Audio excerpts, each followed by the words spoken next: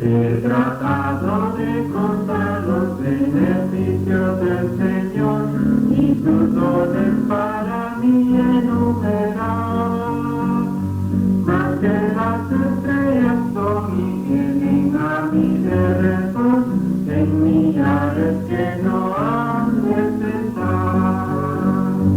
La estación educativa evangélica Radio Verdad le presenta el programa Historia de los Amigos. Oh, bendice alma mía a Jehová. Oh, bendice alma mía a Jehová. Por favores abundantes rebosando está mi copa. Oh, bendice alma mía a Jehová. Estamos en la presentación de la Historia de los Amigos, particularmente la historia de los amigos en Guatemala. Hablamos ahora sobre los misioneros después de la independencia. Los misioneros norteamericanos quedaron como miembros afiliados después de la independencia de la Junta Anual Amigos de Centroamérica. En el año 1971, por respeto y aprecio, se les dejó en libertad por si querían ejercer voz y voto durante la Junta Anual. Desde la independencia de la Iglesia Amigos de Centroamérica, para poder enviar un misionero a Centroamérica, la Junta Anual de California siempre pedía el visto bueno de la Comisión Permanente. Sin embargo, las decisiones siempre eran tomadas con la asesoría de los misioneros extranjeros. Es cierto que ellos no imponían sus opiniones, pero la mayoría de líderes centroamericanos hacían exactamente lo que los misioneros indicaban. En este sentido, los misioneros continuaron ejerciendo mucho control hasta que delegaron definitivamente la administración en manos de los centroamericanos en un proceso lento que duró desde 1970 hasta 1990. Muchos misioneros continuaron ocupando privilegios dentro de la Junta Anual Amigos de Centroamérica. Por ejemplo, el 30 de octubre del año 1972 figura en la lista del Comité de Nóminas para elegir a los miembros de la mesa directiva y miembros de la Comisión Permanente el misionero Juan Asterford, lo que indica que los misioneros extranjeros no se desligaron totalmente de la Junta Anual Amigos de Centroamérica después de la independencia. En 1988, el misionero Alonso Amavisca promovió a través de la Comisión Permanente el método del consenso para tomar decisiones. En la Junta Anual de ese mismo año, o sea, el 29 de noviembre de 1988, la Junta Anual de Guatemala aprobó un periodo de prueba para la práctica del consenso. Este periodo duró 9 años. Durante este tiempo, la mayoría de iglesias empezaron a practicar el método de consenso. En cambio, otras iglesias continuaron con el método regular de votaciones. En 1997, por recomendación de los misioneros, la Junta Anual Amigos de Guatemala aprobó definitivamente el consenso como método para tomar decisiones. Las iglesias amigos que hasta entonces seguían practicando el método de las votaciones tuvieron que empezar a practicar la nueva modalidad. Desde entonces, todas las congregaciones que integran la Iglesia Evangélica Nacional Amigos de Guatemala han estado practicando el método del consenso para su toma de decisiones. Todas han tenido buen éxito en la práctica de este método. Hablamos ahora de la relación con otras juntas anuales del mundo. Durante los primeros 10 años de la vida independiente, la Junta Anual Amigos de Centroamérica recibió innumerables correspondencias de diversas juntas anuales amigos del mundo, tanto de amigos evangélicos como también de amigos no evangélicos. Además, fueron recibidas diversas delegaciones. Por ejemplo, en 1981 se presentó en plena Junta Anual una delegación de la Junta Anual Cuáquera de Monteverde, Costa Rica. Los amigos centroamericanos en su totalidad recibieron con agrado las visitas de los amigos evangélicos. Sin embargo, las visitas de los amigos no evangélicos siempre fueron vistas con mucha reserva. Esto dio como resultado que los representantes de las iglesias evangélicas Amigos de Guatemala, que eran la mayoría, acordaron por unanimidad en 1986 no tener ningún tipo de alianza con los amigos no evangélicos, por cuanto sostienen enseñanzas contrarias a los principios bíblicos. En cambio, las buenas relaciones con las juntas anuales de amigos evangélicos se fortaleció y la cooperación ha sido más estrecha. Hablamos ahora sobre el campamento Monte de los Olivos. En 1970 se compró un terreno en Jones, Río Hondo, Zacapa, al pie de la Sierra de las Minas, que había sido el lugar de retiro del gran periodista don Alejandro Córdoba, fundador del diario El Imparcial. Era un bello lugar con una casona y fuente de agua que había servido para alimentar una pequeña planta hidroeléctrica. El terreno completo estaba compuesto de un plan y una gran montaña. Toda la propiedad se compró por un precio de 4,000 quetzales, pero en el mismo acto se le vendió la montaña a la hermana Raquel de Robles por 3,000 quetzales, pues ella quiso ayudar de esa manera al financiamiento de la compra. De modo que el plan que quedó para el campamento costó 1,000 quetzales y se convirtió en un campamento para retiros espirituales al que se le llamó Centro Cultural Monte de los Olivos. Este campamento ha sido utilizado para retiros espirituales tanto por la Iglesia Evangélica Amigos como por creyentes de otras denominaciones. Presentamos a continuación un grupo en el campamento Monte de los Olivos, en La Casona.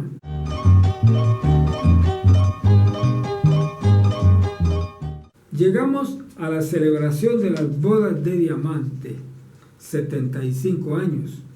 En 1977 se hizo la celebración de las bodas de diamante con un desfile maravilloso.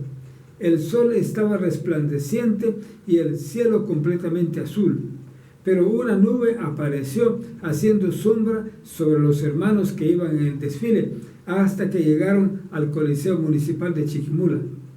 Cuando todos estaban reunidos en el Coliseo, entonaron cantos de gratitud y alabanza por los 75 años que Dios le había dado a la Iglesia Evangélica Amigos en Centroamérica. Estuvieron presentes los misioneros norteamericanos y un gran número de creyentes centroamericanos. Presentamos a continuación el desfile de las bodas de diamante en 1977.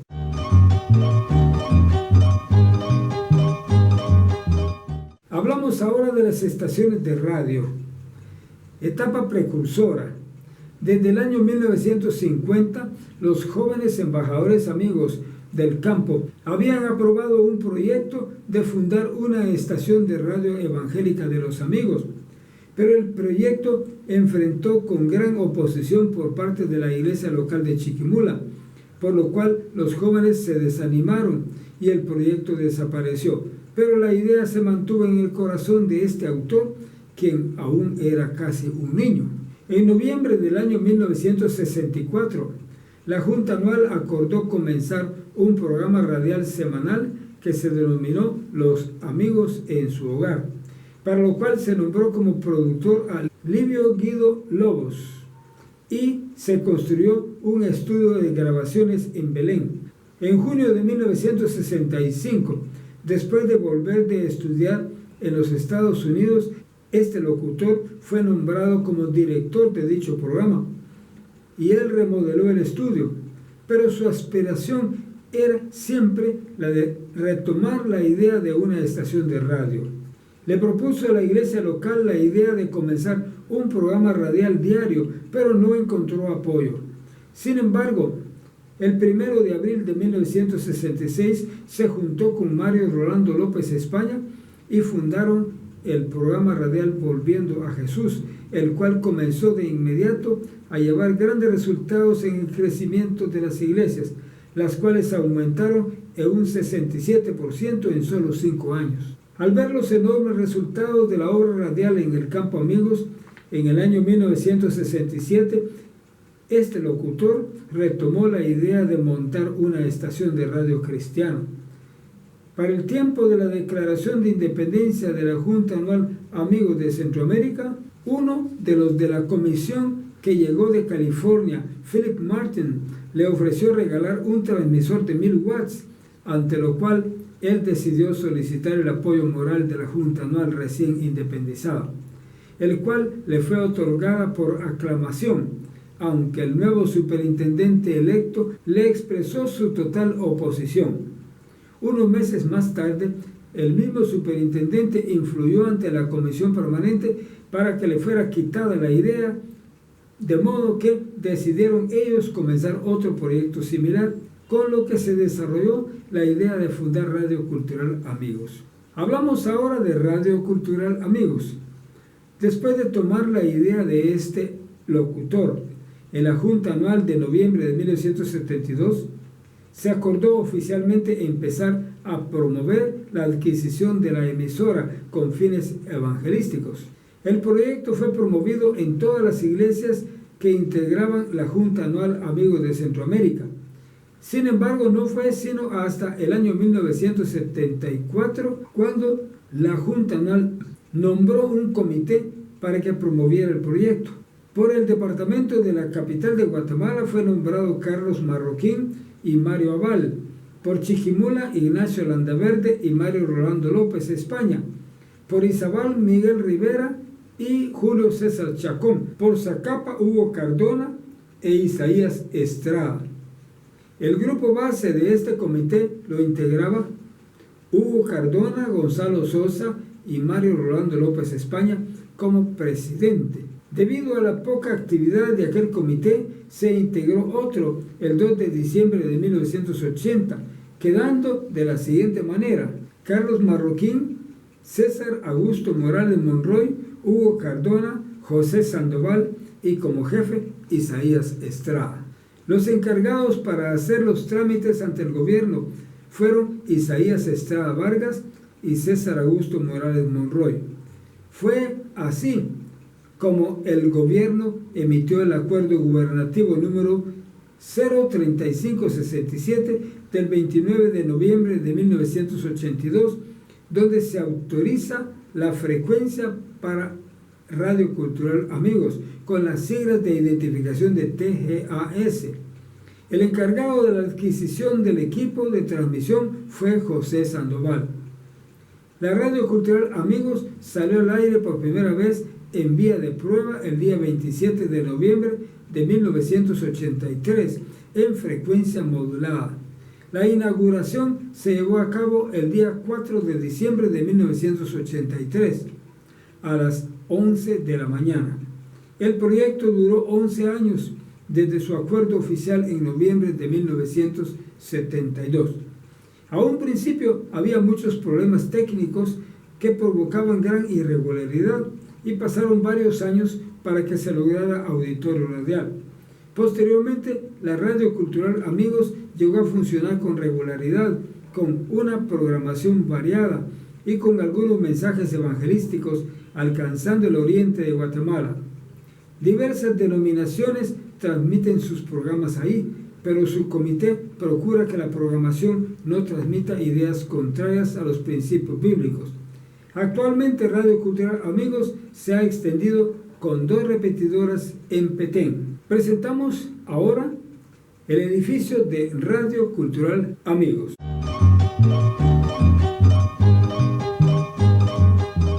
Hablamos ahora de la estación educativa evangélica Radio Verdad.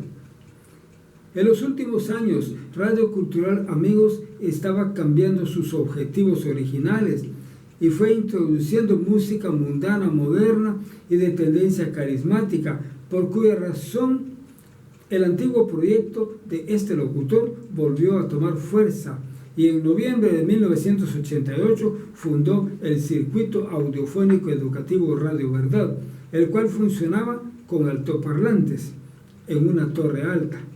Pero por oposición del dueño de otro circuito mundano, este circuito evangélico fue suspendido el 30 de abril de 1989 por orden del gobernador Carlos Aquino. Ante dicha situación, este autor tomó la decisión firme de comenzar formalmente el proyecto que culminó en la estación educativa evangélica Radio Verdad, la cual salió al aire por primera vez el 25 de febrero del año 2000 en onda corta, con sus siglas probables de TGAB, transmitiendo desde la aldea de San Esteban Chiquimula, y conquistó inmediatamente un auditorio muy grande. Radio Verdad presenta un 50% de programas cristianos y el otro 50% de programas educativos para el desarrollo de la población, tanto cristiana como no evangélica. Las características principales de Radio Verdad son: A. Mantiene un mensaje fundamentalmente evangélico y bíblico. B. Transmite únicamente música evangélica genuina sin mezcla mundana. C. Ha experimentado el respaldo de Dios, lo cual se ve por su alcance a todo el mundo. Hasta la fecha de escribir este libro, ha sido reportada de los 5 continentes, incluyendo 35 países que son África del Sur, Alemania Occidental y Oriental, Argentina, Australia, Bélgica, Belice, Brasil, Canadá, 4 estados, Colombia, Costa Rica, Cuba, Chile, El Salvador, Escocia, España, Estados Unidos, 23 estados, Finlandia, Francia, Groenlandia, Guatemala, Holanda, Honduras, India, Inglaterra, Irlanda, Italia, Japón, México, 4 estados, Noruega, Perú, República Dominicana, Sicilia, Suecia, Suiza, Ucrania y Venezuela. También ha sido reportada desde 16 departamentos de Guatemala. Actualmente se hacen las gestiones ante el gobierno para agregarle frecuencia modulada. Es así como las iglesias evangélicas Amigos de Guatemala cuentan con 2 estaciones de radio. Presentamos a continuación el personal de Radio Verdad juntamente con su transmisor.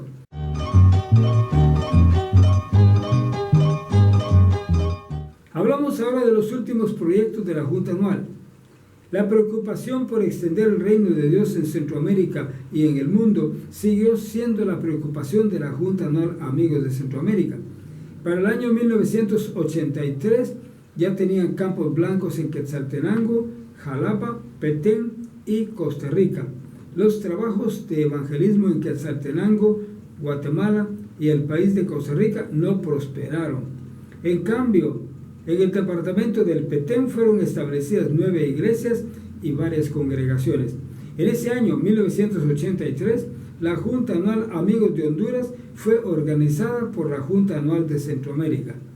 Una vez desprendida la Junta de Honduras, la Junta Anual Amigos de Centroamérica, formada ahora solo por Guatemala y El Salvador, continuó realizando esfuerzos para la evangelización, tanto de Guatemala como de El Salvador.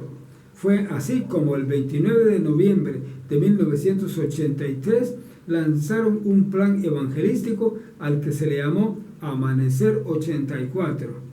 Dicho plan empezó a implementarse en 1984 y finalizó en el año 1988. Cuando finalizaba la realización de este plan, la Junta Anual Amigos de El Salvador decidió independizarse, siendo organizada por la Junta Anual de Guatemala en 1989.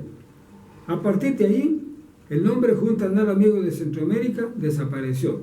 Desde entonces, la Junta Anual de Guatemala es conocida como Iglesia Evangélica Nacional Amigos de Guatemala, cuyo nombre se adaptó debido a que así apareció en sus estatutos aprobados por el gobierno al reconocer su personalidad jurídica. Hablamos ahora de la proyección evangelística. En la Junta Anual de 1988, la Iglesia Evangélica Nacional Amigos de Guatemala anunció un nuevo plan que implementó en el periodo de 1989 a 1991. En este plan se le denominó Plan de Acción.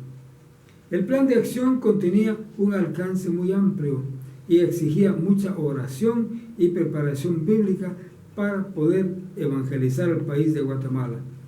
Para su realización se emplearon programas radiales transmitidos a través de Radio Cultural Amigos, distribución de literatura, evangelismo personal, campañas evangelísticas y proyección de películas en las áreas de mayor concentración. Fue reforzado el trabajo en las áreas Chortí y Quechí, donde actualmente existen iglesias y congregaciones. Del año 1992 a 1997, los trabajos evangelísticos fueron intensos, pero centrados únicamente en las áreas donde ya había presencia de las iglesias evangélicas Nacional Amigos. Sin embargo, a partir del año 1998 al 2002, los líderes de la iglesia acordaron extender la presencia de la Iglesia Evangélica Amigos a todos los departamentos de Guatemala. El trabajo fue realizado utilizando diversos métodos de evangelismo: plan impacto, grupos familiares, evangelismo personal, campañas evangelísticas y otros métodos que se aplicaron según las necesidades de las personas. En este trabajo, los superintendentes departamentales desempeñaron un papel clave. Ellos coordinaron el trabajo con los pastores, presidentes de distrito e iglesias locales.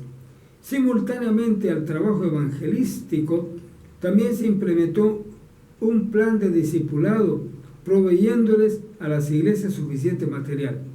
Esto era una medida para conservar a los nuevos creyentes y llevarlos a la membresía activa, por lo cual produjo los resultados deseados. El intenso trabajo evangelístico produjo los frutos esperados. En 1999, en la Junta Anual, fueron establecidas 15 nuevas iglesias, teniendo más de 20 miembros cada una, y en el año 2000 se organizaron otras 13. En el año 2001, la Iglesia Evangélica Nacional Amigos de Guatemala llegó a tener una gran cantidad de congregaciones que en muy poco tiempo se convertirían en nuevas iglesias organizadas. En cuanto a su membresía activa, tenían 8.308, con una población evangélica de 26.262, distribuidos en 180 iglesias. Hablamos ahora de la proyección misionera en áreas bilingües. En 1986, la Junta Anual de Centroamérica, formada entonces por Guatemala y El Salvador, nombró un comité de misiones. Se debe tomar en cuenta que este comité estaba formado por hermanos de Guatemala. Por tanto, con la independencia de la Junta Anual Amigos de El Salvador, el comité funcionó exclusivamente bajo la cobertura de la Iglesia Evangélica Nacional Amigos de Guatemala. Este comité empezó a hacer planes para realizar una proyección misionera, tanto a nivel nacional como internacional, del periodo 1987 a 1991. Este comité se dedicó a planificar y promover recursos económicos para sostener a los misioneros en el área Chortí de Jocotán, Chiquimula, en el área Quechí, en Fray Bartolomé de las Casas, Cobán, Alta Verapaz. Hasta el mes de octubre del año 2001, en el área Quechí eran atendidos 7 congregaciones, incluyendo una iglesia organizada, mientras que en el área Chortí eran atendidas 17 aldeas y 21 caseríos del municipio de Jocotán. Como se ve, en este periodo la proyección fue muy exclusivamente en el país de Guatemala. El resultado de todo esto fue el establecimiento de numerosas congregaciones en ambas áreas. Simultáneamente a la evangelización, también fueron entrenados líderes locales para que continuaran ellos mismos con la evangelización de su tribu. Es así como del año 1990 al 2001, en ambos campos misioneros se habían establecido varias congregaciones y una cantidad considerable de líderes bien entrenados. Hablamos ahora de Honduras. En el año 1969 fue clausurado el Colegio Amigos de San Marcos Ocotepeque, que había sido fundado por la misionera Josefina Still. se clausuró debido a dos razones principales. A. Los efectos de la guerra que sucedió entre Honduras y El Salvador, cuando este último invadió al departamento de Ocotepeque. B. Se consideró que la función esencial del colegio ya había dejado de existir. Ya no estando el colegio amigos, los misioneros Bernardo Richard y Virginia Miller fundaron el campamento Peniel en una montaña de gracias del departamento de Lempira en el año 1970, el cual se comenzó a usar para retiros diversos. Hablamos de la nueva obra en Tegucigalpa y otros lugares. Ya se ha hablado del trabajo de los amigos desde el principio en Tegucigalpa, cuyas iglesias fueron entregadas a la misión de santidad. Pero en 1971, la Comisión Regional de Honduras y El Salvador, dirigida por Filiberto Ruiz y José Orellana, comenzó un nuevo trabajo en Tegucigalpa, distinto al anterior, en San Pedro Sula y en Santa Rosa de Copán. Para Tegucigalpa se compró una propiedad en las colinas y se comenzó a desarrollar la iglesia. De la misma manera se hizo en los otros dos lugares y continuó creciendo. Hablamos ahora de una gran división en Honduras. En el año 1970 comenzó un movimiento de tendencia carismática en las iglesias de las colinas Tegucigalpa. El movimiento fue dirigido por el pastor Roberto Ventura y otros que fueron disuadidos por un líder carismático que llegó de Guatemala. El movimiento se expandió rápidamente hacia el resto del campo en Honduras y se les unieron otros como Cirilo Aldana. Se hizo una gran revolución que dio por resultado la división de 5 iglesias, entre las cuales está Copán Ruinas y Tegucigalpa.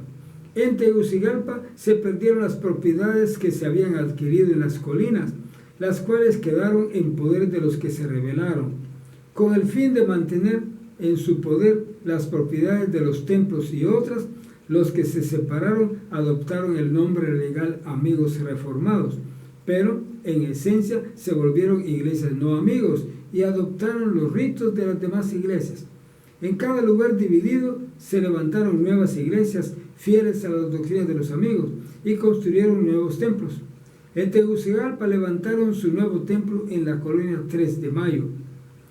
Esa gran división hizo despertar en las iglesias amigos de Honduras un nuevo despertar por conocer más a fondo los fundamentos bíblicos de las doctrinas de los amigos.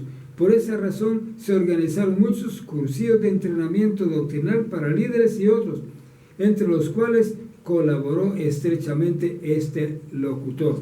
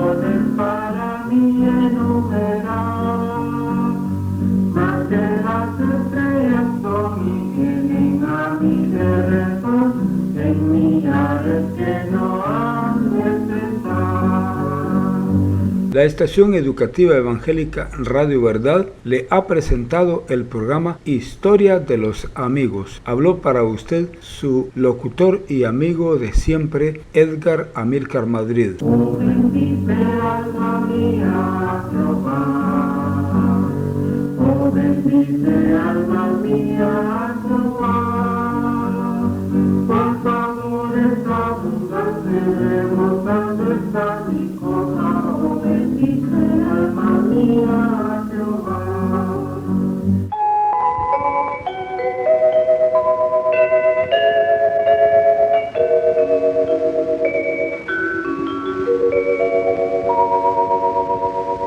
Transmite la estación educativa evangélica Radio Verdad y Radio Verdad Internacional, afiliada a Radio Nederland de Holanda, con una voz de avivamiento para usted. En 4055 kHz, banda de 74 metros de la onda corta. Escúchenos también por internet y vea nuestra televisión en el canal Radio Verdad TV de YouTube. Necesitamos que reporte nuestra señal por correo electrónico a radioverdad5@yahoo.com. Esperamos su carta hoy.